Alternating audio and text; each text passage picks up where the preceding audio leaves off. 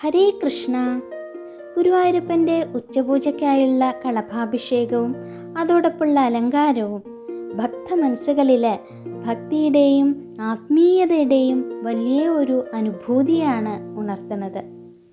ശ്രീലകത്തെ നെയ്വിളക്കുകളുടെ സുവർണ ശോഭയിൽ തിളങ്ങി നിൽക്കുന്ന ഇന്നത്തെ അലങ്കാരം ഏതൊരു ഭക്തൻ്റെയും മനസ്സ് നിറയ്ക്കുന്ന ഒരു കാഴ്ചയാണ്. 2 കൈകൾ നിറയെ തൂവെണ്ണ ഉരുളയേന്തിയിട്ട് അത് വായോട് ചേർത്ത് പിടിച്ച് ആ വെണ്ണയിലേക്ക് നോക്കി അതിമനോഹരായിട്ട് പുഞ്ചിരിച്ച് നിൽക്കുന്ന ആനന്ദക്കണ്ണൻ്റെ ഭാവമാണ് ഭഗവാന്റേത്. നെഞ്ചോട് കൈകൾ കൂട്ടിപ്പിടിച്ച് കൈനിറയെ വെണ്ണയുമായി നിൽക്കുന്ന ആ രൂപം ഭക്ത മനസ്സുകൾക്ക് അങ്ങേയറ്റം കുളിർമയേകുന്നതാണ്. ഭക്തൻ്റെ ഹൃദയമാകുന്ന നിർമ്മലമായ വെണ്ണയെ ഭഗവാൻ പൂർണ്ണമായും സ്വീകരിക്കുന്നു എന്നതിൻ്റെ പ്രതീകമാണ് ഈ അലങ്കാരം. കപടതയില്ലാത്ത ശുദ്ധ ഭക്തിയും പ്രേമവും ഭഗവാന് സമർപ്പിക്കുമ്പോൾ അവനത് സന്തോഷത്തോടെ 2 കൈകളും നീട്ടി സ്വീകരിക്കുന്നു എന്ന ഉദാത്തമായ ആത്മീയ തത്വമാണ് വെണ്ണക്കണ്ണൻ്റെ രൂപം നമുക്ക് കാട്ടിത്തരുന്നത്. ചിത്രപ്പണികളും രത്നങ്ങളും പതിച്ച തികച്ചും പുതിയൊരു പുണ്യൻ കിരീടമാണ് ഭഗവാന് ചാർത്തിയിട്ടുള്ളത്. ഈ മനോഹരായ കിരീടത്തിന് മുകളിലായിട്ട് തുളസിപ്പൂക്കൾ കൊണ്ടുള്ള തിരുമുടിമാലയും ചാർത്തിയിട്ടുണ്ട്.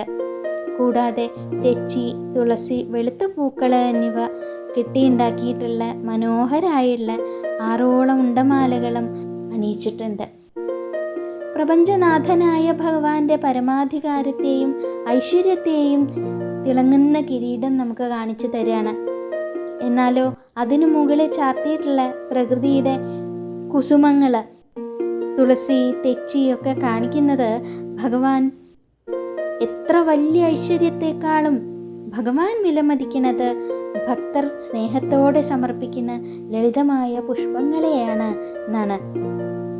പത്രവും പുഷ്പവും ഫലവും തോയവും ഭക്തിയോടെ നൽകിയാൽ ഭഗവാൻ പ്രസന്നനാകും. അതവിടെ ആ ഒരു വചനം ഇവിടെ അന്വർത്ഥമാക്കുകയാണ് ഈ അലങ്കാരം.